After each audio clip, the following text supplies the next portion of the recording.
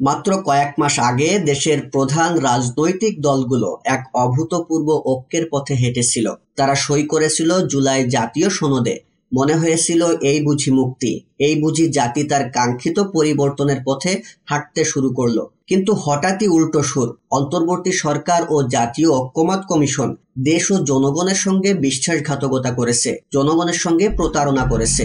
এমনই কঠোর শব্দ ব্যবহার করলেন বিএনপির মহাসচিব মির্জা ফখরুল ইসলাম আলমগীর। কিন্তু প্রশ্ন হচ্ছে, সত্যিই কি অন্তর্বর্তী সরকার ও জাতীয় ঐক্যমত কমিশন জনগণের সঙ্গে প্রতারণা করেছে, নাকি এই অভিযোগের ভিতরে লুকিয়ে আছে অন্য কোনো রাজনৈতিক চাল? আজকের প্রতিবেদনে আমরা দেখব কেন বিএনপি এত ক্ষুব্ধ, এই অভিযোগের পেছনে বাস্তবতা কি, এবং কেন এই বিষয়টি আবারও বাংলাদেশের রাজনৈতিক প্রেক্ষাপটে উত্তাপ ছড়াচ্ছে।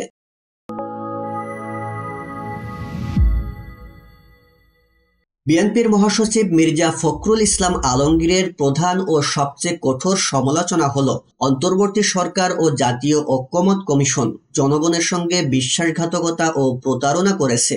বিএনপি বলছে, তারা মূল জুলাই সনদে স্বাক্ষর করলেও যেসব বিষয়ে তাদের ভিন্নমত ছিল সেগুলোর জন্য তারা নোট অফ ডিসেন্ট বা ভিন্নমত পোষণকারী লিখিত মতামত জমা দিয়েছিলেন। কিন্তু চূড়ান্ত সুপারিশে সেই ভিন্নমতগুলোকে উপেক্ষা করা হয়েছে।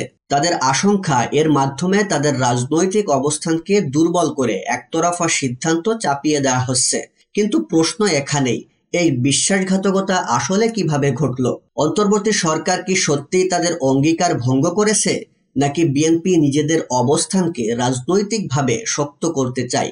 মির্জা ফখরুল ইসলাম বলেছেন, বিএনপির জন্মই হয়েছে সংস্কারের মধ্য দিয়ে। তিনি 1979 সালে রাষ্ট্রপতি জিয়াউর রহমান কর্তৃক একদলীয় শাসন ব্যবস্থার পরিবর্তে বহুদলীয় রাজনৈতিক প্রতিষ্ঠার দৃষ্টান্ত টেনেছেন।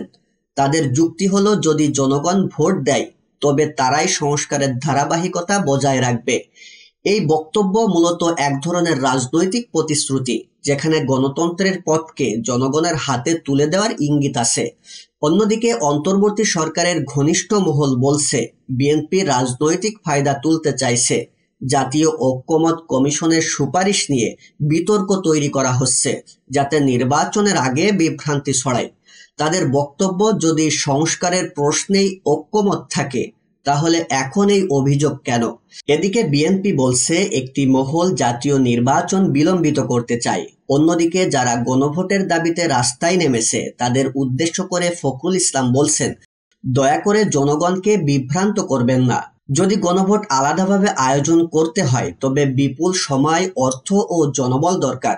এটি কি সত্যি দেশকে গভীর সংকটের দিকে ঠেলে দেবে, নাকি মির্জা ফখরুল ইসলাম যেমন বলছেন এটি কেবল নির্বাচন বানচালের কৌশল? এখানে প্রশ্ন জাগে, যে দল এই গণভোটের দাবি জানাচ্ছে তাদের লক্ষ্য কি দেশের সংস্কার, নাকি নির্বাচন পিছিয়ে দিয়ে পরিস্থিতিকে আরো জটিল করা? এই পুরো আলোচনায় স্পষ্ট করে দেয়, জুলাই সনদ এখন আর কেবল একটি সংস্কারের প্রস্তাব নয়, এটি বাংলাদেশের রাজনীতিতে গভীরে লুকিয়ে থাকা বিশ্বাস, অবিশ্বাস এবং ক্ষমতার দ্বন্দ্বের প্রতীক। অন্তর্বর্তী সরকার ও ঐক্যমত কমিশন যদি সত্যি জনগণের আস্থা অর্জন করতে চায় তবে তাদের উচিত হবে সব পক্ষের নোট অফ ডিসেন্ট কেন চূড়ান্ত সুপারিশে স্থান পায়নি তার একটি স্বচ্ছ ও যৌক্তিক ব্যাখ্যা দ্রুত জাতির সামনে তুলে ধরা। এই মুহূর্তে যখন দেশ গভীর সংকটে, তখন কি রাজনৈতিক দলগুলোর উচিত নয় ব্যক্তিগত মতভেদ দূরে রেখে দ্রুত একটি গ্রহণযোগ্য নির্বাচন আয়োজনে মনোযোগী হওয়া, নাকি এই বিতর্কিতগুলোকে দেশের বৃহত্তর রাজনৈতিক ভবিষ্যতের জন্য অপরিহার্য?